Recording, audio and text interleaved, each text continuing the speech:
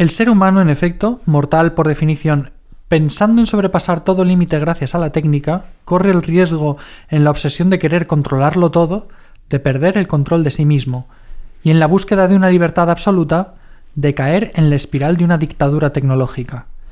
Reconocer y aceptar el propio límite de criatura es para el hombre condición indispensable para conseguir, o mejor, para acoger la plenitud como don.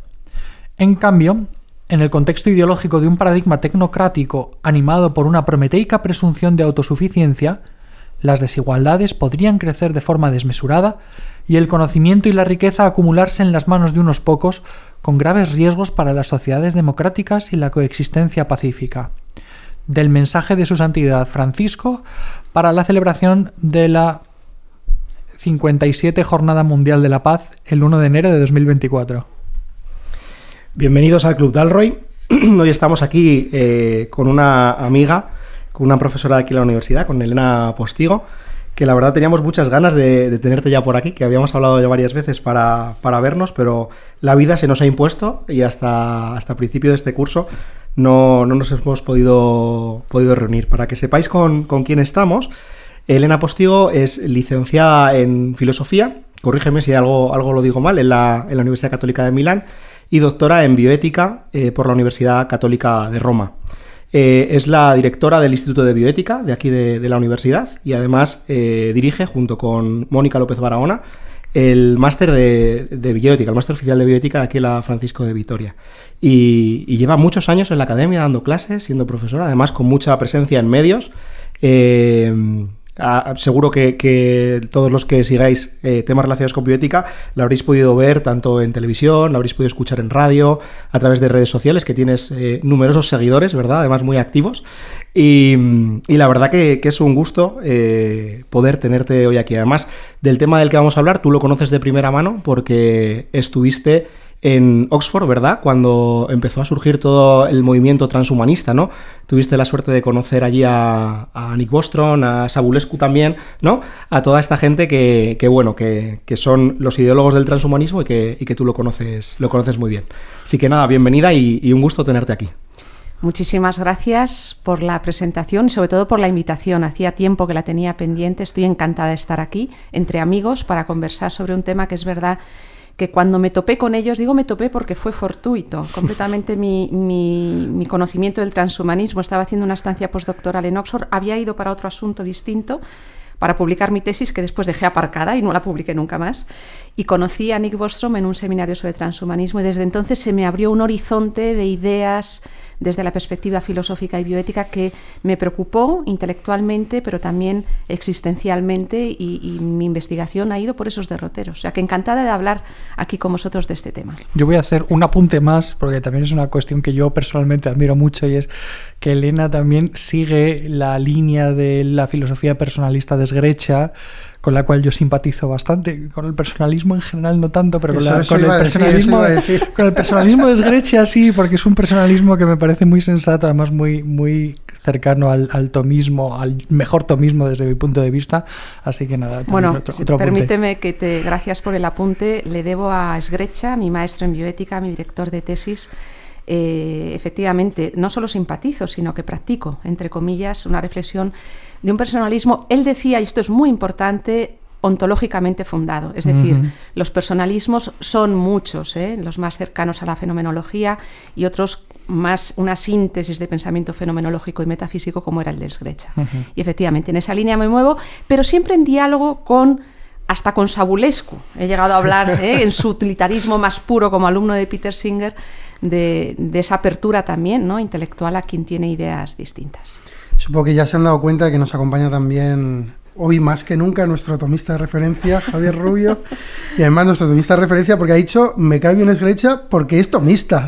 O sea que todo lo que le genera simpatía o no está en función de si se acerca a Santo Tomás o se aleja de él.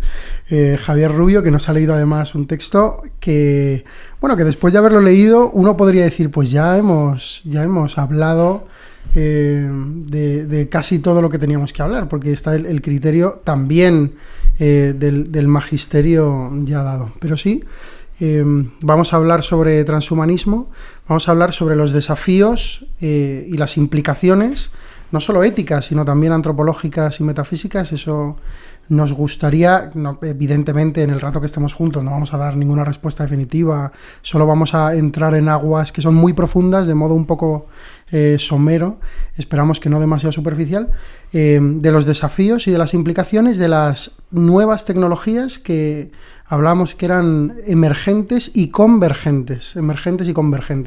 Y entonces, al converger todas estas nuevas tecnologías, pues saldrá, ¿no?, el transhumanismo, la neurociencia, todas estas aplicaciones nuevas que la técnica permite desarrollar, la inteligencia artificial, bueno, muchísimas cosas. Pero yo quería empezar preguntándole a Elena, porque la verdad que no es nuestro tema, aunque... Bueno, es verdad que en el mundo de la universidad pues hemos hablado, hemos oído cosas seguramente, un congreso importante aquí hace poco tiempo, pero ¿qué es esto del transhumanismo? ¿Cómo definiríamos así, si tuviéramos que definir para que alguien dijera, ya lo he entendido, qué es el transhumanismo? Pues el transhumanismo es una corriente o un paradigma, con palabras de Nick Bostrom, uno de los grandes ideólogos de este movimiento, que se plantea la mejora de la especie humana para eliminar aspectos que considera indeseables, como son el sufrimiento, el dolor, el envejecimiento e incluso la condición mortal.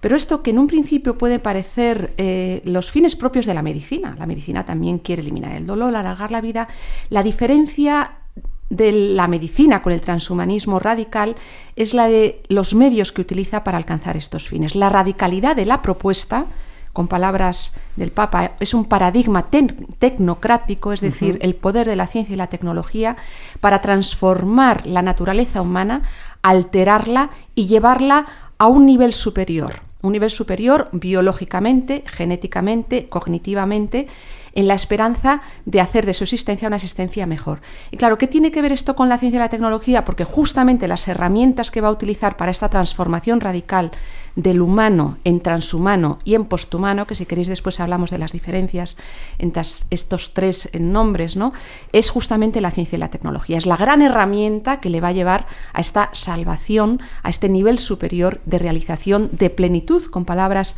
también que acabas de mencionar, Javier, plenitud de su existencia a través de la ciencia y la tecnología. En este sentido, Elena, hablas de una modificación de la naturaleza humana, ¿no? Y yo pensaba, pues cuando he leído a algunos de estos autores, ¿no?, algunas de las características que destacan, por ejemplo, pues yo qué sé, el mejorar, pues yo qué sé, la capacidad pulmonar e incluso desarrollar la capacidad de respirar debajo de la... O sea, cosas que tú dices, pero ¿hasta qué punto eso no son modificaciones accidentales, ¿no? O sea, ¿hasta qué punto eso no es más de lo mismo? Hombre, pues quizá con un punto más de, ¿no?, de ciencia ficción en algunos casos, pero eso no es modificar la naturaleza humana, ¿no? O sea, cuando hablamos de modificar la naturaleza humana, ¿de qué estamos hablando? Bueno, es que aquí entramos ya en una cuestión que es ¿qué entienden los transhumanistas por naturaleza humana? Desde luego, lo que no entienden es la visión clásica, tomista, vamos a decir así, tenemos aquí a Javier, de naturaleza humana en su sentido metafísico, ¿no?, sino que entienden una visión dualista y reduccionista. Después quizás entraremos por ahí. Es decir, para ellos alterar la naturaleza humana, estos son palabras de Nick Bostrom, significa alterar las células, los genes, las neuronas.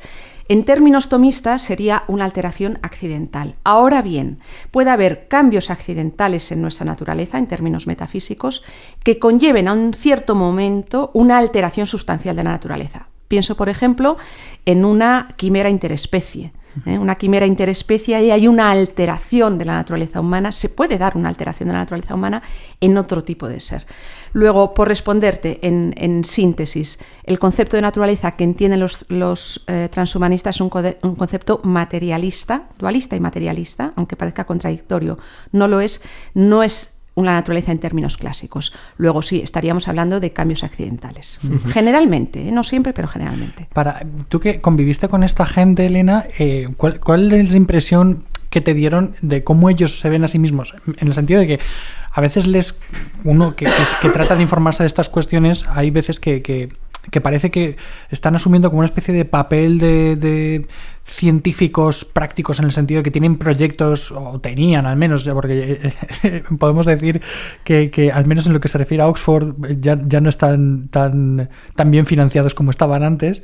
Pero tenían proyectos con una enorme financiación, trabajaban haciendo cosas, ¿no? Por decirlo así, casi una especie de científicos ingenieros, pero luego cuando lees lo que escriben, parecen como filósofos, casi entrando en el ámbito de la ciencia ficción en algunos casos. Sí. A ver, mi impresión conociéndoles en el año... Yo estuve 2 veces, en 2006 y 2012, haciendo estancias postdoctorales, y conociéndoles de primera mano puedo decir que la mayor parte de ellos vienen del mundo de la ciencia. Estoy pensando en Nick Bostrom, que tiene después estudios en filosofía, pero no son filósofos en origen. Lo mismo Anders Sandberg y lo mismo Julian Savulescu, que es médico con máster en filosofía. Es decir, estamos hablando sobre todo de científicos con conocimientos de filosofía, donde su reflexión es fundamentalmente tecnocientífica, y repito, con un barniz filosófico donde muchas veces se demuestran las carencias de la filosofía que tienen, ¿no? Uh-huh. Esto por un lado. Por otro lado, estamos hablando de un instituto como el Instituto para el Futuro de la Humanidad, que era el centro de referencia en Oxford para la reflexión sobre transhumanismo, y de Nick Bostrom, pero que a su vez tiene todo un clúster de institutos de biología molecular, de nanotecnología, que bebían de esta ideología. Es decir, ellos allí no realizaban ciencia y tecnología, sino que inspiraban esta visión que después se aplicaba en determinados centros de investigación aplicada, ¿no?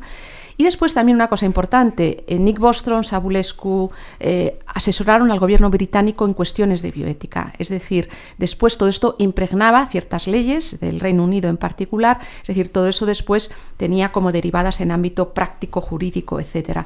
Luego, repito, la visión es fundamentalmente científica, con un barniz de filosofía que muchas veces manifiesta claras carencias filosóficas, no digamos ya desde un análisis crítico de la filosofía clásica, y muy prácticas, muy aplicadas después en la ciencia y también en el derecho.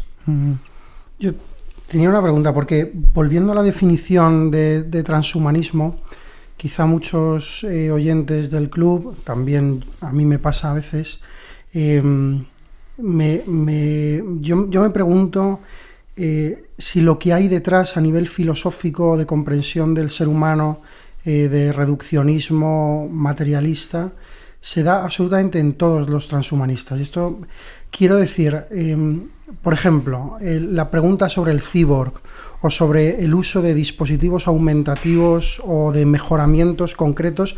Yo llevo unas gafas ahora mismo y llevo un reloj puesto, ¿no? Estos son dispositivos técnicos, artefactos que me amplían los sentidos o que mejoran mi condición visual. El siguiente paso es hacerse la operación láser o incluso cambiarse el ojo y ponerse un ojo cibernético, ¿no? Un implante cibernético que me permita... ¿no? Sí. ¿Hay algún transhumanista, digámoslo así, no materialista?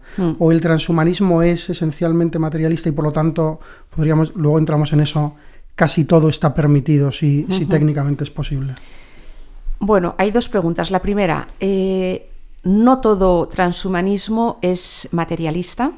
Dentro del transhumanismo hay un abanico de autores, desde los más radicales que llegan hasta plantear el posthumano, como es Nick Bostrom, Anders Sandberg, el mismo Kurzweil, con la singularidad tecnológica, hasta otros más moderados, como es Savulescu, que habla solamente de mejora, y él además me dijo expresamente, yo no quiero llegar al posthumano, yo solamente quiero un humano mejorado, un transhumano.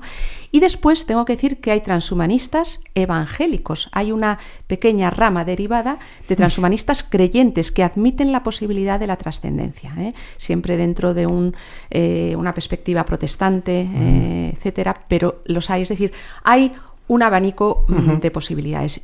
Los ideólogos del transhumanismo son casi todos materialistas, es decir, no admiten la existencia del alma en el ser humano, de la dimensión inmaterial, y tampoco del espíritu trascendente. Son mecanicistas. Son mecanicistas, es decir, entienden al ser humano como un dualismo de res extensa, genes y neuronas, y res cogitans, materia pensante, que a su vez se reduce a pura materia, a neurona física, es decir, al final hay un reduccionismo doble, ¿no? Incluso en ese dualismo, pero la mayor parte, repito, la mayor parte son materialistas, salvo una pequeña corriente que no lo es.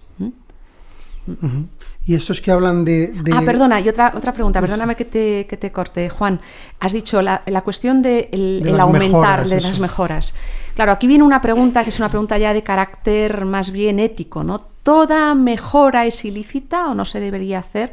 Y yo aquí mi respuesta, en síntesis, va a depender de qué tipo de mejora, de qué tipo de medios utilicemos y de qué fin queramos con esa mejora. Es decir, habrá que hacer un análisis, porque está claro que en un futuro un ojo biónico no plantea ningún problema. Es una medida terapéutica que va a llevar incluida, y esto me parece muy interesante para los médicos en un futuro, cada vez se va a desdibujar más la línea entre la terapia y la mejora, es decir, la terapia como restablecimiento de la funcionalidad de un órgano o de una curación de una patología, y terapias que van a llevar incorporadas opcionalmente mejoras, es decir, ampliación. Imagínate el ojo biónico del mañana, probablemente va a llevar incorporado ver en la oscuridad. ¿Es eso malo per se? No, absolutamente no. Va a depender si todo eso, primero, que se haga con protocolos de experimentación preclínica en humanos, que dé seguridad.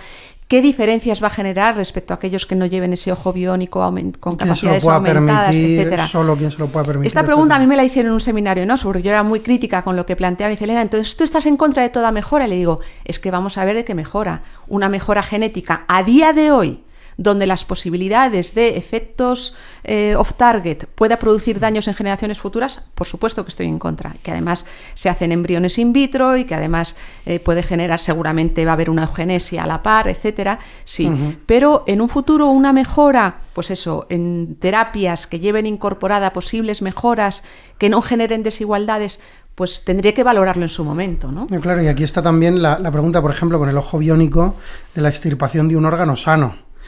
O sea, una cosa es un órgano que ya haya sufrido una degeneración o que esté enfermo, que no cumpla sus funciones adecuadamente, pero claro, un órgano que está sano y que es tuyo, de algún modo, aunque no seas tú ese órgano es tuyo, la extirpación solo por la mejora pues, también plantea problemas, claro. Pero bueno, ahí habrá que ver el problema concreto. O sea, aquí nos meteríamos ya en cuestiones concretas, como en ética siempre hay que estudiar cada caso, cada situación, ¿no? Para ver objeto, intención, circunstancias, medios.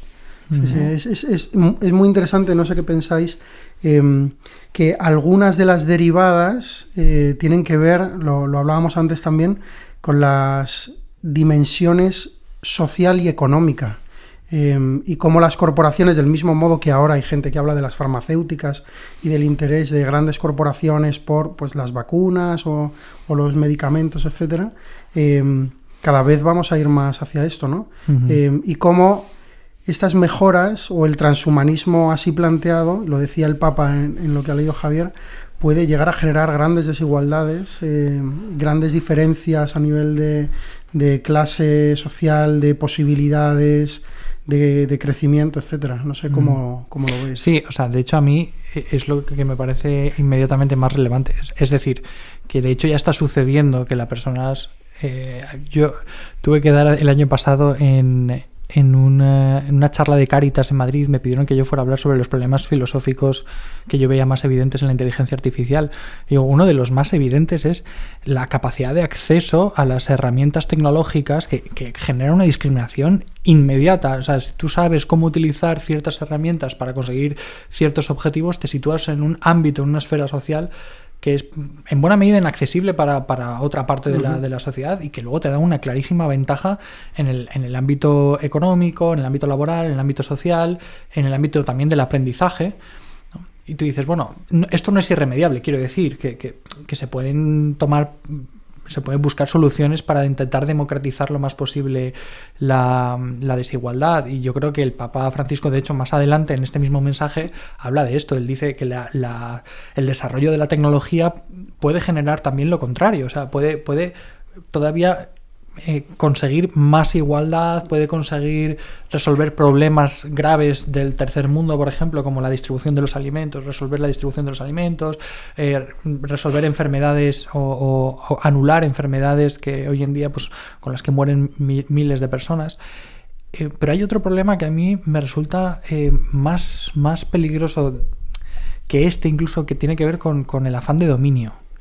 Que es una cosa que a mí está relacionado en realidad. Sí, que está muy relacionado y que también me pone los pelos un poco de punta, ¿no? Porque es yo creo que históricamente podemos constatar, no hay que hacer demasiada filosofía y demasiada teología, que todos esos momentos en los que el hombre como que ha tenido la tentación de querer ejercer un dominio tiránico o un dominio especial, vamos a decir así, sobre las cosas, no ha acabado particularmente bien. Y que esto es patente a menos de un siglo de distancia, que tenemos la revolución industrial, y cómo este afán de dominio industrial de las cosas, que puede ser el despertar de la tecnología contemporánea, condujo a devastaciones de las cuales todavía ahí sufrimos las consecuencias. Entonces, el decir, bueno, es que por el hecho de que podemos hacerlo ya es bueno o es posible hacerlo. Y luego que a mí me hace mucha gracia también que hablan del conocimiento como un acontecimiento mecánico, y a mí me hace mucha gracia porque cuando te metes en cuestiones de neurociencia te das cuenta que en el fondo es un ejercicio de pasarse la pelota. O sea, los neurólogos le pasan la pelota a los químicos le pasan la pelota a los físicos, y luego uno no termina de tener del todo claro exactamente cómo piensan ellos que funciona el proceso cognitivo. O sea, realmente a un nivel científico, a un nivel material, ¿cómo se explica el conocimiento? Entonces, ¿cómo pretendes dominar algo que todavía no tenemos absolutamente ni la más remota idea de cómo realmente funciona? ¿No? Son como pequeñas paradojas que a mí, según escucho a Elena y según escucho a vosotros, como que me van surgiendo de manera inmediata. Habéis puesto de relieve dos aspectos que en el transhumanismo emergen de forma muy, muy potente, ¿no? El primero es su dimensión empresarial y económica, social, porque efectivamente todas estas transformaciones se van a realizar a través de startups, empresas, etcétera, que van a ir mejorando al ser humano y sugiriéndole que se ponga un nanochip en el cerebro, que se ponga un ojo biónico, que ¿quién va a tener acceso a estas tecnologías? La crítica al transhumanismo no debe ser vista efectivamente desde una perspectiva meramente individual del bien de la persona, si esta acción es buena o no para este sujeto, esta persona, sino también en una clave social de bien común y de futuras generaciones, porque estamos hablando de cambios introducidos a la especie que pueden generar profundas desigualdades. Y aquí entronco con el segundo de los problemas, la vida humana entendida como objeto manipulable, que es otra clave de comprensión del transhumanismo. Es decir, en el momento que tú reduces la vida humana a materia, esta es transformable, manipulable, como un gran mecano, que tú vas mejorando en sus piezas y lo vas... Claro, pero es que la vida humana no es eso exclusivamente, ¿no? Y aquí el transhumanismo entronca con una tradición, y lo digo ya desde ahora porque es una de mis grandes críticas al transhumanismo profundamente discriminatoria, que es la eugenesia.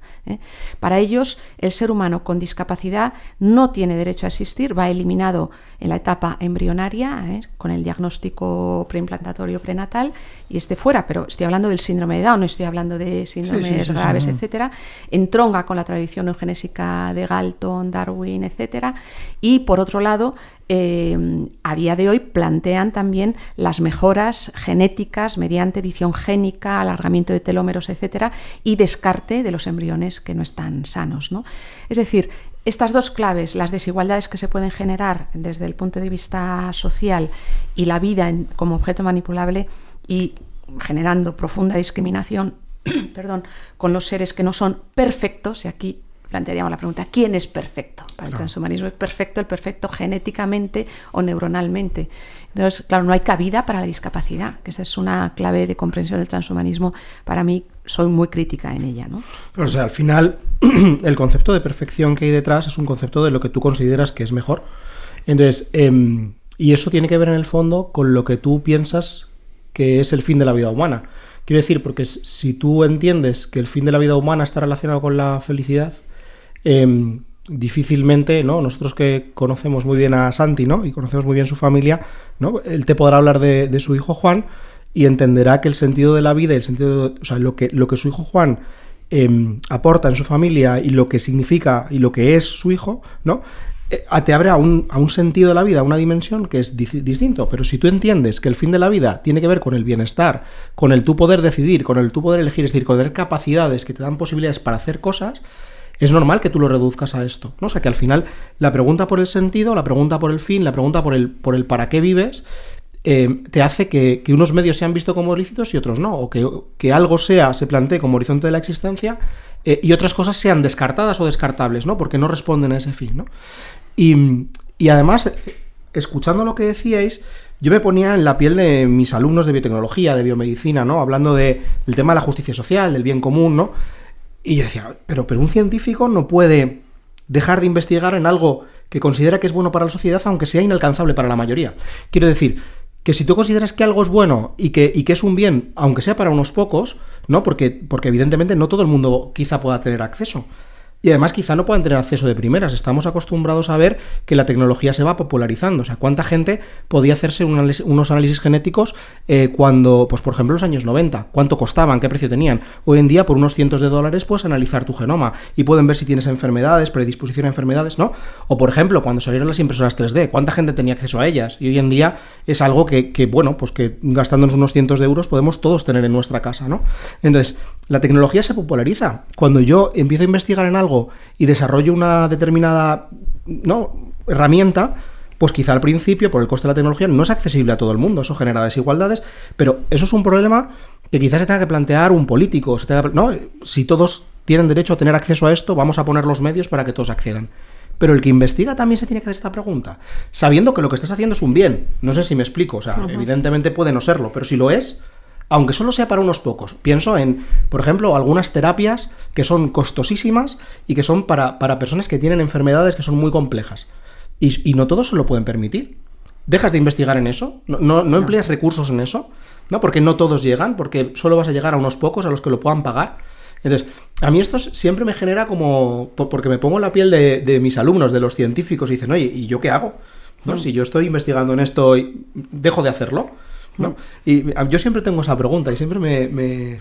Yo diría que el investigador se tiene que plantear cuál es el fin de su acción, y si el fin de su acción es un fin bueno, puede y debe hacerlo. Yo no creo que un investigador, un biotecnólogo o un ingeniero biomédico tenga que dejar de investigar. La búsqueda de la verdad, la búsqueda también de encontrar medios que nos den una vida mejor, para todos es un fin lícito. Ahora bien, habrá que ver, porque claro, en el curso de esa investigación puede haber elementos que no lo sean. Estoy pensando en un biotecnólogo que dice, ¿por qué no utilizar CRISPR para curar enfermedades? Ya, pero es que utilizarla, y es lo que intentamos enseñar en el aula, ¿no? Sí. Utilizarla en gametos y utilizarla en embriones es distinto de utilizarla en células somáticas, donde no plantea tantos problemas. Es decir, no creo que el biotecnólogo o el ingeniero biomédico no se deban hacer estas preguntas por si en un futuro generan desigualdades. Eso es un problema que tendrá que planteárselo quien regula, las mismas empresas, el acceso a dicha tecnología, que como ha sido siempre, será siempre gradual, ¿no? Hasta que esto se haga, el acceso se permita a todos. Pero que al menos en ese proceso no genere más división entre un mundo, digamos, entre la élite social, que permite el acceso a esas tecnologías, y el tercer mundo que no lo tiene, ¿no? Creo que eso sí que merece un arreglo, un ajuste, una reflexión, ¿no?, por parte de la sociedad, no el veto al que eso no se tenga que hacer. Y planteabas antes una pregunta, ¿no? ¿Cuál es el fin para el transhumanista? El fin de la acción es un fin utilitarista, el máximo bien para máxima utilidad para el máximo número de personas, ¿no? Utilitarista y libertario, yo diría, ¿no? Donde siempre van a decir, me voy a aplicar, pues eso, Neuralink, si yo lo quiero hacer, me lo aplico, ¿no? Pero claro, esto es muy problemático, porque eso excluye muchas veces a todos aquellos que no puedan realizar esa determinada intervención, aparte de ser un fin, yo creo, bastante limitado, ¿no? O sea, la crítica al transhumanismo es teórica, en el fondo, es antropológica, es filosófica, pero también es ética, a la hora de recurrir a esos medios, ¿no? Y ahí es donde yo creo que justamente la bioética tiene por delante un terreno de juego, de reflexión muy amplio, ¿no? Y de desarrollar, sobre todo en los futuros científicos, tecnólogos, esa capacidad crítica, ¿no?, de buscar los fines buenos y los medios para el máximo bien, para el bien común también, de la persona y el bien común, ¿no?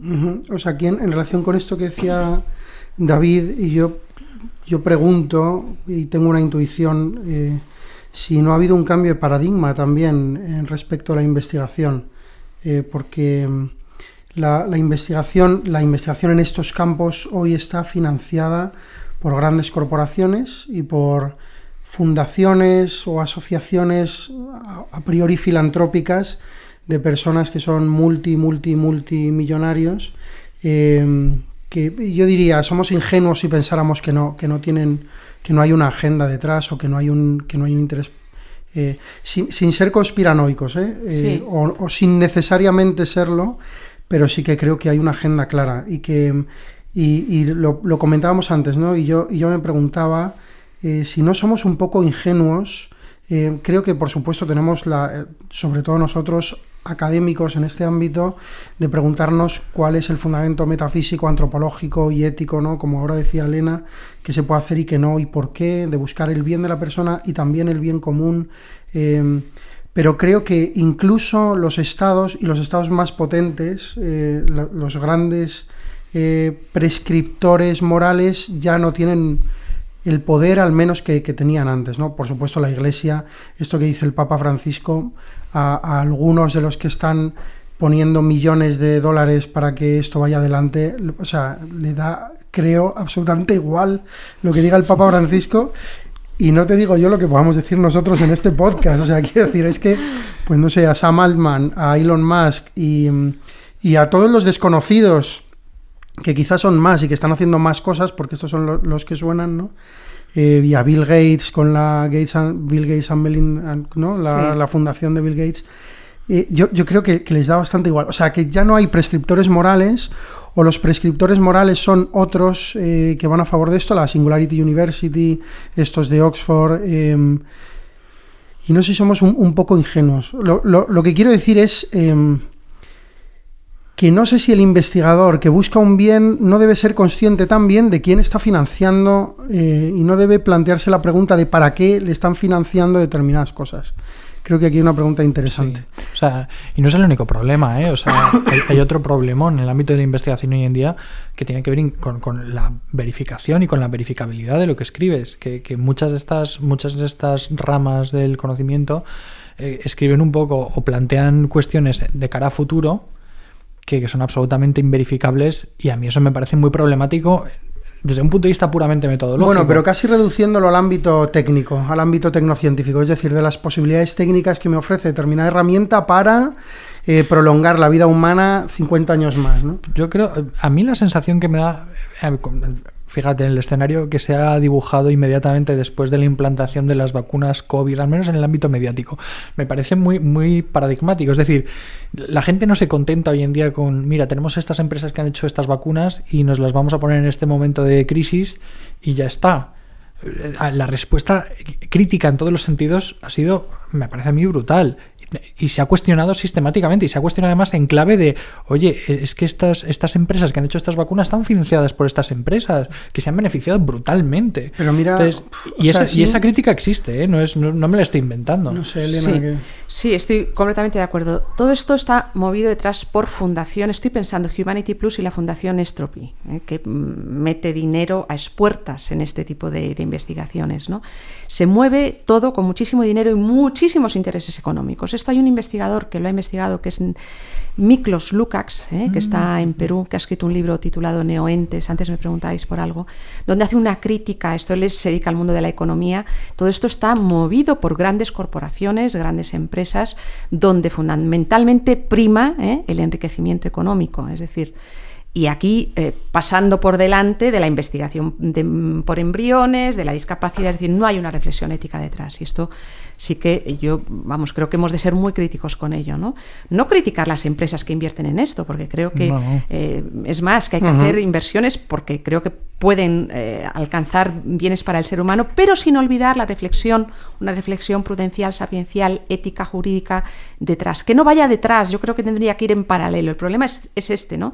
Que lo decíamos antes, la ciencia y la tecnología van muy rápido, hay muchísima inversión, pero no hay una reflexión en paralelo acerca de todo lo que conlleva, en las implicaciones que conlleva todo esto. Y eso es lo que me parece que nos debería preocupar. Y os digo una cosa, la Iglesia está muy preocupada por esto. La Academia Pontificia para la Vida ya lleva varios años con congresos sobre inteligencia artificial, sobre tecnologías emergentes, y el Papa, este discurso, tiene mucho que ver con eso, ¿no? De qué puede decir la Iglesia a día de hoy sobre esto, ¿no? Donde efectivamente a Elon Musk no le importa nada lo que digamos en este podcast, lo que escribamos criticándolo. Yo llevo como una mosca cojonera, permitidme la expresión, en Twitter preguntando, ¿y esta investigación qué cuestiones éticas plantea? Es que no se las plantea. plantean. Aparte de que no hay ninguna publicación científica que avale lo que están haciendo, no hay una reflexión ética en paralelo en torno a lo que están haciendo. Han implantado ya el primer chip a un pobre tetrapléjico. El Neuralink. Neuralink, sí, estoy hablando de Neuralink. Y no hay una reflexión ética detrás para nada. Cuando les han muerto monos con derrames cerebrales, etcétera. Y esto me parece que es que se está jugando también con la vida de la gente, ¿no? Todo por conseguir dinero, por conseguir avanzar, etcétera, ¿no? Entonces, ahí yo creo que hay que ser críticos. Elena, ¿y dónde queda el espíritu, por ejemplo, del proyecto Genoma Humano, ¿no? Que con el proyecto Genoma Humano se desarrolla un instituto porque sabe que va a haber, que de la mano del descubrimiento del genoma va a haber implicaciones éticas que hay que reflexionar a priori, ¿no? Y de repente se invierte una cantidad de dinero nada desdeñable en reflexionar bioéticamente, éticamente, las implicaciones que pueden surgir a partir de ahí. De repente eso, que proviene de nuestra propia historia, ¿no? De haber visto las atrocidades, abusos que se estaban haciendo con pacientes en la investigación biomédica, de repente se nos ha olvidado todo. Quiero decir, han pasado 30 años y ya no nos acordamos de nada. Y ya no hay que reflexionar en bioética. O a lo mejor es que tienen otros criterios, quiero decir, porque yo no sé si estos transhumanistas no tienen una reflexión ética de fondo. Yo creo que algo hay. Lo que pasa es que el criterio que tienen para discernir lo que es bueno es distinto del que tengo yo. Entonces, yo creo que sí que hay un juicio moral, sí que hay una reflexión al respecto. Claro, ¿hasta qué punto eso luego empapa o impregna en estas empresas que desarrollan X, Y o Z? A lo mejor hasta ahí no llega, pero sí hay gente reflexionando sobre esto, ¿no? Dentro del transhumanismo tienes autores, los primeros transhumanistas no, pero respondiendo a las críticas éticas que se les hacían, han ido modulando su discurso. El discurso de Nick Bostrom de hace 5 años no tiene nada que ver con el que hacía en el 2000. Hay una reflexión ética incluso en torno a un riesgo existencial catastrófico que puede generar la ciencia y la tecnología, nada menos. O sea, sí que hay esa inquietud. Pero no es la de la mayor parte de los transhumanistas, que no desarrollan a la par una reflexión filosófica y ética, ¿no? Donde prevalece, yo creo, un interés de carácter, pues eso, de mejora social, pero no de preocupación o de inquietud ética de hacia dónde vamos y qué medios utilizamos.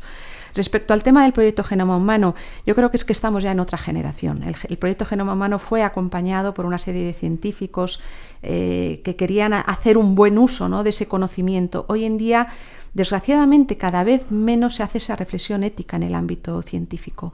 Es raro el científico que hace esta reflexión ética. Los hay, y son como perlas y gemas, sí. ¿no? Pero son los menos, ¿no? Aunque cuando les planteas la pregunta, ellos mismos se dan cuenta de que no se la habían planteado, ¿no?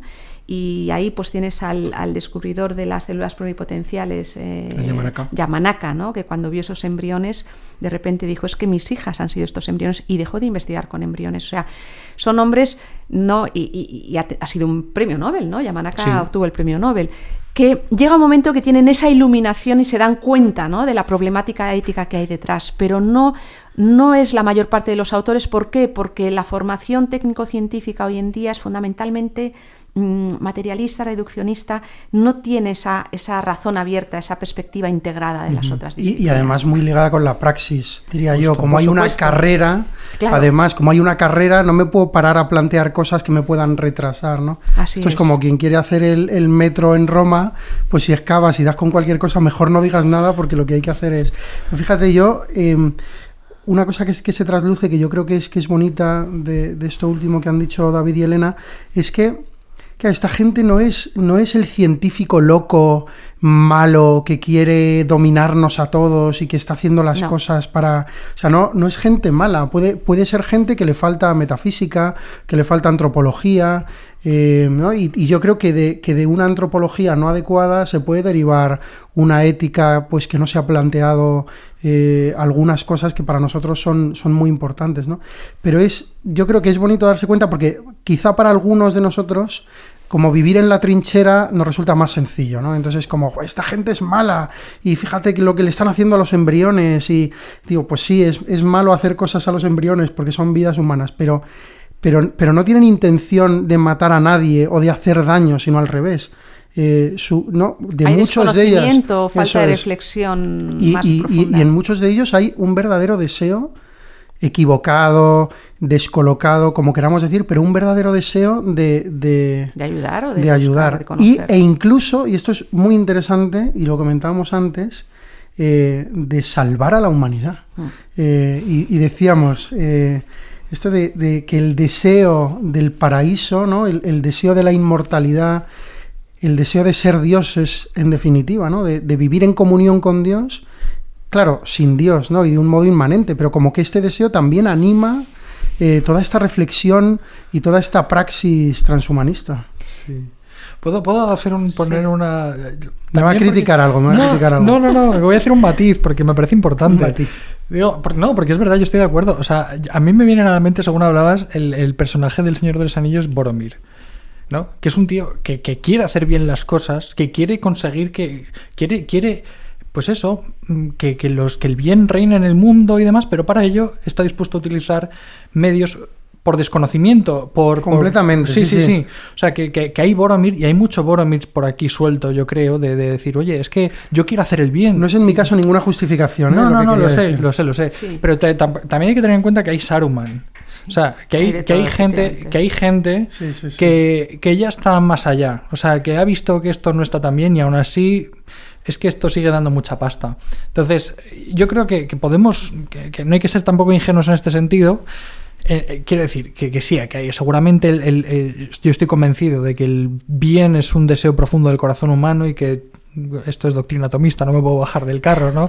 Que siempre actuamos, haces bien. Que siempre actuamos en función de un fin que de alguna manera consideramos bueno, ¿no? Pero yo creo que hay gente que se ha dado cuenta de que esto no hace bien o que hay cosas que van a pervertir y que buscan realmente, genuinamente, un afán de dominio y un afán de sí, o que en el camino de salvar a la humanidad caen 400.000, pues que caigan, no pasa nada. Sí, y con una absoluta conciencia y sin problematizarla demasiado. Yo creo que hay de todo. Tienes a Yamanaka, tienes a Ji Kui, que ha hecho la primera edición génica y que va a seguir haciéndola, no tiene problemas, porque para él el embrión no es nada, ¿no? Falta detrás una reflexión, yo creo, más de fondo. El conocimiento tecnocientífico, él solo, no es suficiente para dar respuesta a una serie de cuestiones, ¿no? Los hay quienes lo pensarán más y quienes lo pensarán menos. Tenemos de todo, ¿no? Y en respuesta a la pregunta que tú has hecho de fondo sobre el deseo de salvación, creo que aquí esto merece una reflexión a fondo, ¿no? El transhumanista se plantea la mejora de la especie humana mediante tecnología para llegar a un transhumano mejorado, que viva mejor, que sufra menos, y a la postre para llegar a un posthumano. ¿Qué sería un posthumano? Sería alguien no ya nacido de humanos, cuyo origen filogenético ya no es humano, ya no es nacido de gametos humanos, no es un humano, no es un transhumano, sino es algo o alguien distinto. Y no especifican. Puede ser un ordenador en el que hemos introducido el contenido sináptico de nuestro cerebro, puede ser un cíborg desde el origen cibernético y orgánico y no necesariamente humano, una quimera interespecie, perfecta, es decir, no lo determinan. Pero ese afán y ese deseo de salvación está en ellos, ese deseo de beatitud, entre comillas, la beatitud en términos tomistas, ¿no? Los transhumanistas hablan de un inmortalismo terrenal, vivir indefinidamente en condiciones de perfección, con un volcado hacia la nube de nuestra mente, donde estaremos todos, ¿no? En esa nube viendo el conocimiento de todo el mundo y gozaremos, ya nos despreocuparemos de todo porque estaremos ahí, ¿no? Hay quien ha llamado a esto un gnosticismo tecnocientífico. Efectivamente, tal cual. Es un Torralba, el teólogo, filósofo y teólogo, tiene un artículo justamente en las actas de ese congreso sobre transhumanismo, ¿no? Francesc Torralba hace una reflexión muy interesante sobre el transhumanismo como neognosticismo tecnocrático, ¿no? Claro, quizás aquí los teólogos podéis explicar lo que es el gnosticismo y por qué es un neognosticismo, ¿no? Pero es muy interesante porque esto es la misma historia de siempre, solo que ahora parece que más posibilidades, porque hay muchos avances técnicos, pero es para salvar a la especie hay que dejar de ser humanos. Y esto a mí me parece que revela una antropología en el fondo desesperanzada. Y yo creo que el gnosticismo, no vamos a entrar ahora, pero que tiene mucho que ver con esto, ¿no? Sin embargo, claro, el mensaje, lo que trae Cristo en la encarnación es una carne débil, que sufre, que padece y que sin embargo es dueña por completo de sí, porque ha sido poseído por el Padre, ¿no? Porque ha sido, por la potencia del Espíritu Santo, rehecho, vuelto a hacer de nuevo, pero sin perder lo humano, sino siendo plenamente humano. Entonces, claro, es a último término, y esto lo digo en una reflexión de 10 segundos, pero a último término es casi lo más anticristiano que hay, porque si el cristianismo es que lo humano se perfecciona siendo más humano, no, citando a Nietzsche, ¿no? Esto de humano, aún humano, todavía humano, sí, que ha habido varias ediciones de esta frase. El transhumanismo, cuando propone, si he entendido bien lo que decía Elena, el posthumano, la única posibilidad de llegar a ser salvados, plenos, felices, etcétera, lo que se quiera, la beatitud o la contemplación, reside en eliminar ya no lo indeseable de lo humano, que eso lo queremos todos, ¿no? Ojalá no hubiera cáncer, pues ojalá no hubiera cáncer, sino eliminar la condición humana. La carne. La condición corpórea. La carne. Sí. Y es un gnosticismo. Pero sí, fíjate, yo, no en el contenido, pero en el deseo me reconozco, yo quiero vivir para siempre también. O sea, es que el deseo es el mío. Pero yo lo que digo es que tú quieres vivir para siempre tú. Pero si tú no tuvieras ojos, y tus ojos de un modo peculiar, si no tuvieras tu cuerpo no serías tú. Sí, claro. O sea, que quiero decir que el mensaje cristiano, precisamente por eso, es la afirmación de la resurrección de la carne, no de la subsistencia del alma pura en una... No, de la resurrección de la carne. Y los gnosticismos, y el gnosticismo contemporáneo, que es una especie de panteísmo extraño en definitiva, pero que es pseudo religioso, es la eliminación de lo humano, que es precisamente carnal, la única posibilidad de salvarnos. Al final es un dualismo inmanentista, si queremos, pero es un dualismo gnóstico. Sí, hay muchísimos elementos del gnosticismo. El más básico es la división entre un principio de bien y un principio de mal, que son antagónicos, sí. El principio del mal, que además es somático, es la enfermedad, o sea, el cuerpo como cárcel del alma, sí. Un poco en la peor interpretación posible de Platón. Y al contrario, el bien siempre como ese cuasi espiritualización de la materia, porque siempre queda más o menos dentro de lo material el gnosticismo. Ha habido gnosticismos más espiritualistas, pero a partir de la modernidad todas las manifestaciones del gnosticismo, en Occidente al menos, han sido muy, por un lado, materialistas, mecanicistas, y por otro lado, muy sincretistas, ¿no? Pero a mí me parece evidentísimo, es rechazar todo lo malo en tanto en cuanto es un principio que no tiene por qué ser propio de lo humano, sino que puede ser algo ajeno, y por otro lado, reivindicar todo aquello que se entiende unilateralmente como bueno, que sería pues la superación de todo eso en un estado al que pueden acceder unos elegidos. Además también está un poco esa connotación de elección los discipulado, efectivamente, sí. Los iniciados y los no iniciados, a los misterios, los en este caso de la ¿no? ciencia y de la tecnología, sí. Que son muy misteriosos. Aquí a modo de crítica un poco también sarcástica, pero que es verdad que la gente que es ignorante, que es inculta, que no quiere aceptar el mensaje, pues que se queden ellos con su sufrimiento, con pasa su dolor, en el brahmanismo también, con su muerte, pasa en toda la historia de la humanidad. Y ya está, ¿no? Y a mí hay otro punto ahí que lo ha dicho Juan y que me parece muy verdadero, y es que estamos descartando un ingrediente fundamental que además reivindican también los existencialistas, y aquí les doy una palmada a los buenos existencialistas. Ojo aquí, que el doctor Javier Rubio, hablando bien del personalismo y del existencialismo en el mismo episodio, en un lapso de 40 minutos. Que es precisamente el sufrimiento como condición de la vida plena que ellos reivindican. Uh-huh. O sea, que esto es característico del humano. Cuando tú tienes una persona a la que de verdad amas, hay una especie de necesidad de que ese amor se frague en el dolor. O sea, efectivamente, hay una necesidad de decir, es que yo quiero poder demostrar a mi mujer que la quiero haciendo algo por ella que a mí me suponga un poco de sacrificio, un poco de sufrimiento. Es decir, que el sufrimiento dentro de la experiencia humana, y también la muerte, no olvidemos cómo típicamente, y estoy hablando típicamente en el sentido del mito, entregar la vida por otro siempre ha sido un acto heroico, considerado como eminentemente humano, eminentemente bueno, el sacrificio de la propia vida por la vida del otro, ¿no? Y esto se elimina de un coletazo simplemente pues, porque es muerte, ¿no? Entonces el decir, oye, es que a lo mejor hemos descartado la premisa, tal y como nos definía Elena el transhumanismo, la superación del dolor, del sufrimiento, de la enfermedad, de la muerte, a lo mejor supone una premisa anterior en la que o un razonamiento anterior que concluye que todo esto es malo para el hombre. Y a lo mejor eso es lo que hay que cuestionar, ¿no? Retomo ambas reflexiones que habéis hecho, que son muy sugerentes, ¿no? La salvación vendrá a través de la tecnología y la ciencia para el transhumanismo. En ese ideal de realización, de abandono de la carne, porque la carne es un mal, y en ese beatitud meramente sináptica, es decir, en esa visión en la nube. No olvidemos que hay detrás de todo eso hay un ideal, es una creencia. Estamos hablando de una pseudo-religión. El transhumanismo es una pseudo-religión en términos tecnocientíficos. Es un neognosticismo, una pseudo-religión, ¿no? Donde nos salvará la tecnología. Y en el fondo está sembrada de dogmas. Primero es que todo es materia, porque ya sabemos que todo materialismo es un dogma, es antirracional afirmar esto, ¿no?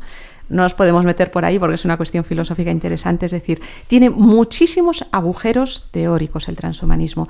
Y como tú has dicho, Juan, yo lo escribí ya en el año 2009, cuando me asomé a esta corriente, escribí, es un antihumanismo y es un anticristianismo, es la negación de esa visión de la encarnación. Es la negación de la realidad corporal, decir que es chatarra biológica, utilizan esta expresión, chatarra biológica, que debe ser abandonada, y ya solo se salva el mismo hombre, ojo, no lo olvidemos, se salva el mismo hombre que se autocrea mediante la ciencia y la tecnología. Es una autopoiesis sin necesidad de trascendencia, ¿no? Y esto, bueno, pues es interesante como reflexión, pero es, de nuevo, vamos a un paradigma anticristiano, antihumanista, tecnocientífico, donde las NBIC, no hemos hablado de ello, ¿no? Pero las ciencias, tecnologías convergentes son la clave, son el eje que nos va a permitir esa salvación, ¿no? Y esto, bueno, yo creo que en el fondo es una utopía y es una falsa creencia. Yo creo que los pobres transhumanistas viven engañados en el espejismo de la doxa, ¿no? Y sin llegar nunca a una verdadera sabiduría, a un verdadero conocimiento, ¿no? Solamente, perdón que te corte, pero de estas tecnologías emergentes y convergentes, por comentar algunas también, ya que hemos sacado el tema, que sepamos de qué estamos hablando. Sí. Bueno, se llama tecnologías emergentes y convergentes a una serie de tecnologías y ciencia que se han desarrollado en la última década, que son NBIC, nanotecnología, biotecnología, inteligencia artificial y la C es Cognitive Science, es decir, la neurociencia, que están emergiendo y están desarrollándose cada vez con más fuerza, más rapidez. Hay quien habla ya de un desarrollo no acelerado sino exponencial y están convergiendo entre ellas, lo que está produciendo un avance en conocimiento. Véase, por ejemplo, el diagnóstico genético prenatal mediante un cálculo de inteligencia artificial nos está permitiendo diagnosticar enfermedades, prevenirlas, hablar de un cálculo de probabilidades e incluso eliminar a ese embrión o plantear fármacos que en un futuro lo curen. Es decir, todo automatizado. Todo automatizado, claramente habrá que hacerlo, y esto tendremos que ver en la ética de la experimentación preclínica y clínica cómo se va a hacer, pero está yendo cada vez más rápido. Lo mismo la neurociencia y la inteligencia artificial, mediante la interfaz cerebro-ordenador, los nanochips cerebrales, Neuralink, etcétera. Están convergiendo y emergiendo y están planteando numerosas cuestiones de índole no solamente tecnocientífica, sino de índole ética, también antropológicas, si me apuras, que no se están investigando tanto. Yo creo que ahí es un terreno donde hay que hacer tesis doctorales, ¿no? Que reflexionen en profundidad sobre estas cuestiones, ¿no? Que, repito, no las demonizo, creo que son elementos que han surgido de la mente humana para el bien de la humanidad, pero al mismo tiempo tienen que ir a la par acompañados de una reflexión crítica, profunda, filosófica, ética, legal también, ¿por qué no? Que yo pensaba ahora, volviendo a lo que decía el Papa, y hablando de pseudo religión y de querer salvarse a sí mismo o de creer tener la posibilidad con las propias fuerzas de salvarse a sí mismo, que el ser humano es un ser extraño, porque aquello que le pertenece por condición, que es, digámoslo así, la vulnerabilidad, y aquí yo creo que la psicología también entra, es inaceptable para el humano mismo, ¿no? Uno la puede abrazar con mucha dificultad y aún así seguir resistiéndose a ella. Y claro, el deseo de la invulnerabilidad, de la imposibilidad de ser herido o de incluso eliminar la herida que ya traemos, y esta herida es, claro, para un transhumanista pienso, no para mí, pero es el cuerpo. O sea,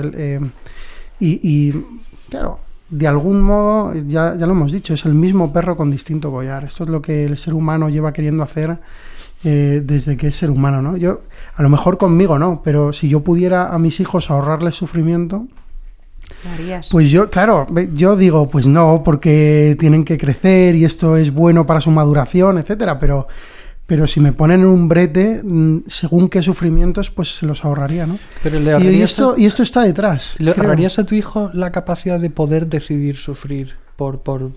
Pues lo que estoy diciendo es que si me lo preguntas teóricamente en esta conversación, te diría no, porque todo lo que tú quieras y todo el discurso que tú quieras. Pero si le veo en la circunstancia, pues a lo mejor ya me ha pasado que se lo he evitado. Sí, que le he visto cayéndose y le he cogido en vez de, no sé cómo decir. Sí, todos querríamos que nuestros hijos no sufrieran. Ahora, la pregunta no es si quitar o poner sufrimiento, sino el sentido que se da al sufrimiento. Que, claro, desde una perspectiva cristiana tiene sentido, con unión al sufrimiento de Cristo. Desde una perspectiva anticristiana o atea, no tiene sentido. Claro. Y entonces ha de ser erradicado. La enfermedad es un mal, lo decía Santo Tomás, la enfermedad es un mal. Sí. Y el sufrimiento no es bueno per se, es bueno en la medida en la que se le da un sentido y se une al sufrimiento de Cristo, ¿no? Luego esto creo que es la clave es una visión para ellos no trascendente, no cristiana del transhumanismo. Por eso no sé, nunca he investigado el tema de los evangélicos transhumanistas. Sé que hay una rama pequeña que compatibiliza ambas cosas, ¿no? Sí. Más allá de esto, yo creo que incluso sin la comprensión de que el dolor tiene sentido porque se une a la cruz de Cristo, incluso siendo ateo, uno puede llegar a entender que la resolución, lo digo muy entrecomillado porque como nos escucháis no nos veis, ¿no? Estoy haciendo el signo de las comillas, que la resolución del problema humano, lo digo entrecomillado, tiene que dar cuenta de todos los factores de lo humano. Y aquí hay un factor esencial que es biológico, que es, pues corpóreo, en este sentido, sí, carnal. Y vulnerable. Y que no se puede salvar el hombre, utilicemos esta expresión, sin salvar todo lo humano. Claro. O sea, que el hombre se salva entero o no se salva. Sí. Y esto no, yo creo de verdad que no hace falta ser creyente para afirmarlo. No, y de hecho, insisto, que en el existencialismo hay una reflexión sobre esto, ¿no? Y tenemos a señores como Sartre, como Camus, un poco esteta, incluso, pero sí, pero bueno, como Heidegger, el primero y el segundo, que ven, bueno, pero es que Kierkegaard es muy cristiano, pero estoy hablando de estos que no son tan cristianos, al menos de planteamiento fundamental, y que sin embargo sí que tratan de encontrar un sentido del sufrimiento. O sea, se ve, al menos evidencian que el sufrimiento necesita un sentido, porque es algo humano y como tal tiene que tener un sentido. Otra cosa es que lo descubran o no. Pero bueno, se nos está acabando el tiempo. No sé si queréis hacer alguna reflexión final y demás, porque si no, que es que esta está siendo interesantísima, que se me ha pasado volando, pero es verdad que tenemos el tempus fugit y tenemos el que es. Yo dejaría a Elena si quiere cerrar con alguna cosa y luego recomendamos yo cosas. Creo que el transhumanismo, como ha quedado bien demostrado, es una plataforma, ¿no?, que nos hace pensar, nos hace reflexionar, viendo su visión y viendo de qué manera entienden la ciencia y la tecnología, nos hace pensar sobre lo humano y sobre lo divino y sobre lo humano. Yo recomendaría a todos leer algo sobre transhumanismo para comprender también las diferencias que tiene con una perspectiva cristiana, ¿no? En esa quitar las raíces, ¿no? Cuando tú quitas las raíces del cristianismo, se te queda el hombre en su versión ¿cómo se dice cuando uno? Hidropónico, ¿no? Cuando uno está sin raíces, que está ahí, que no logra crecer, porque con el agua y con nutrientes no logra crecer bien, ¿no? Y para mí el transhumanismo es eso. Yo creo que es un experimento intelectual y una reflexión en torno a la ciencia y la tecnología que deja al humano solo, triste, desesperanzado, y en el fondo como una pseudo-religión, agarrándose, ¿no? Mediante la ciencia y la tecnología, ese deseo de eternidad, ¿no? De beatitud. Yo recomiendo leer, recomiendo pensar sobre ellos y también ver qué atisbos en nuestra sociedad se manifiestan como atisbos transhumanistas, ¿no? Que creo que es algo que hemos de evitar. Yo desde el año 2006 me dedico a criticarles. Nick Bostrom lo sabe y de hecho alguna vez me ha mencionado como una crítica de su corriente, pero lo hago porque verdaderamente creo que esconden un profundo engaño y creo que no llevan a la felicidad. ¿Y qué recomendarías en concreto? Pues recomendaría leer un libro del profesor Antonio Dieguez sobre transhumanismo, que es una visión descriptiva del transhumanismo, aunque no hay una visión crítica de él, puede servir como iniciación. Las actas del Congreso de Transhumanismo que tuvo lugar en la universidad en el año 2019, Transhumanismo, Homo sapiens o Cibor, lo encontráis además online completamente. Hay un libro también... En YouTube están las ponencias. Están en YouTube las ponencias, pero además están escritas, y después, que ahí tratamos todos los aspectos, antropológico, ético, teológico, etcétera. Hay un libro de Hachach sobre transhumanismo, ahora mismo no recuerdo el título. ¿No es el de La suerte de haber nacido? No, ese no recuerdo ahora mismo el título y me vais a disculpar, quizás lo podemos dejar escrito en el podcast. Sí, aparece en la descripción. Sí, en la descripción. Después yo tengo un artículo, y perdonad que me autocite, del año 2009, que es un resumen del transhumanismo con una crítica titulado Transhumanismo y posthumanismo, principios teóricos e implicaciones bioéticas, donde paso en revisión esto, y también si ponéis Elena Postigo transhumanismo vais a encontrar distintas derivadas, tecnologías emergentes, concepto de naturaleza, donde he ido analizando cada uno de estos conceptos y creo que os pueden dar algunas claves que os pueden servir. Y bueno, tienes un hilo en Twitter donde vas, donde vas recojo todo esto, voy sumando todo lo que voy encontrando. Noticias, etcétera, ¿no? Que ahí también podéis ir a... Lo he consultado para mandarle alguna cosa a alumnos. Sí, también tienes una charla de TEDx, una ¿no? charla TED, sí, se llama Somos Limitless. Somos Limitless, que es una charla que me invitaron a hacer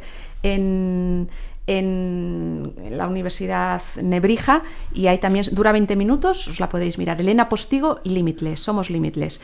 Y gracias por la chuleta. Aquí me da David, Fabrice Ajach, Juana y los posthumanos o el sexo del ángel. Este es un libro sobre una crítica al transhumanismo en clave hajachiana. Yo quizá un poco más ligero, voy a recomendar una película que me parece muy interesante, que es Gattaca, que se puede además trabajar con jóvenes. Muy buena. Porque habla de esta distinción, son dos hermanos, ¿no? En una sociedad distópica donde todo esto que estamos preconizando ha sucedido, ¿no? Y donde parece que se ha perdido la humanidad y sin embargo uno de los hermanos como que revive. Tiene estas preguntas siempre detrás, pero ¿qué es lo humano? ¿Pero quién soy yo en el fondo? Bueno, una película, yo creo, clásica para hablar sobre estas cosas, sobre además habla de genética muy en concreto, ¿no? De mejoramiento genético. ¿Y algún capítulo de Black Mirror? Y algún capítulo de Black Mirror. Sí, yo tenía por aquí un par que he aprovechado también para buscar un par de capítulos que creo que van muy en la línea de lo que hemos hablado. El primero de ellos es de la segunda temporada, que se llama Vuelvo enseguida, que es el capítulo 4. Y que pues va al final de una chica que pierde a su pareja, a su novio, y bueno, pues gracias al desarrollo de tecnología tiene la posibilidad como de volcar pues todo lo que su novio pues tenía en redes sociales y no sé qué, en una especie de genera una personalidad, matriz, ¿no? Eso. Tecnológica, donde le permite seguir en contacto con él, seguir hablando con él, ¿no? Y bueno, pues los problemas que implica a partir de ahí, ¿no? Pues porque hay veces que ella encuentra respuestas que dice, eso no lo habría dicho nunca mi novio, ¿no? Y de repente como que le genera un rechazo porque se da cuenta, ¿no? Que vive engañada en que cree que está todavía con él, aunque en realidad ya no es él, ¿no? Y luego hay otro que recordaba cuando hablabas de lo de los hijos y evitar el sufrimiento.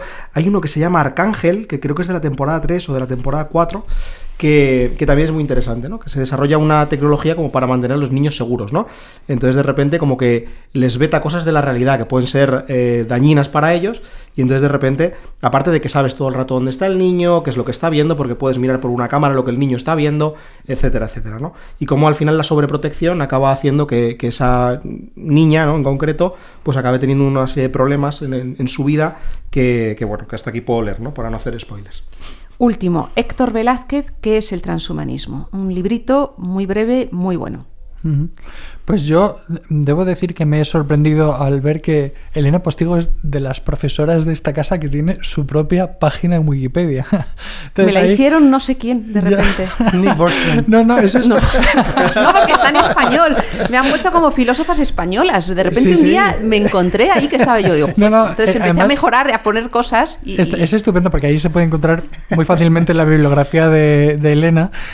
Y yo lo recomiendo. Y luego aparte, ya en otra clave, recomiendo un poco para recoger la reflexión que hemos hecho sobre la condición de la naturaleza humana y el modelo de Cristo en relación con el sufrimiento. Yo recomiendo la encíclica de Benedicto XVI, Spe Salvi, porque es que menciona muchos de estos temas en el contexto de estas esperanzas tecnológicas, tecnocráticas, humanas, y cómo la mejor respuesta ante eso es reivindicar el ejemplo de Cristo en la cruz, ¿no? Sí. Y el ejemplo del amor de Cristo en la cruz. Y a mí me parece que es una encíclica brillante y que además aborda directamente esta cuestión. Sí. Y la vuelta a lo que decía el Papa Francisco en el texto que hemos leído, me parece muy, muy potente, ese parrafito que hemos leído, de aceptar la condición de criatura. Sí, claro, es que el problema es este. Es la negación de la condición de Eso criatura. es, aceptar la condición de criatura para no caer en una ¿cómo lo llama? En una dictadura tecnocrática. Un paradigma tecnocrático. Eso sí, es, la dictadura de un paradigma tecnocrático. Pues Bueno, hasta aquí, encantados, Elena. Muchísimas gracias, Elena. Yo encantada de esta conversación, he estado súper a gusto. Hubiéramos estado 3 horas hablando, Sí, ¿verdad? sí, Estábamos constreñidos por el tiempo. Que sea la primera de muchas. Eso Bueno, es. yo encantada. Hay muchas derivadas que podemos hablar en futuras. Sí, Os sí, felicito sí. por el podcast y encantada. Gracias por la invitación. Muchas Muchas gracias. gracias. Elena. Saludo. Queridos amigos del Club Dalroy, muchas gracias por escuchar este episodio. Os animamos, si no lo habéis hecho ya, que os suscribáis a nuestros canales en Spotify, en YouTube, donde pronto empezaremos también a publicar algunas entrevistas y contenidos interesantes. Y por supuesto que si creéis que este episodio puede interesarle a alguien que conozcáis, que nos ayudéis a darlo a conocer. Y también que nos pueden seguir en redes sociales, Twitter, Instagram y escribirnos cuando quieran.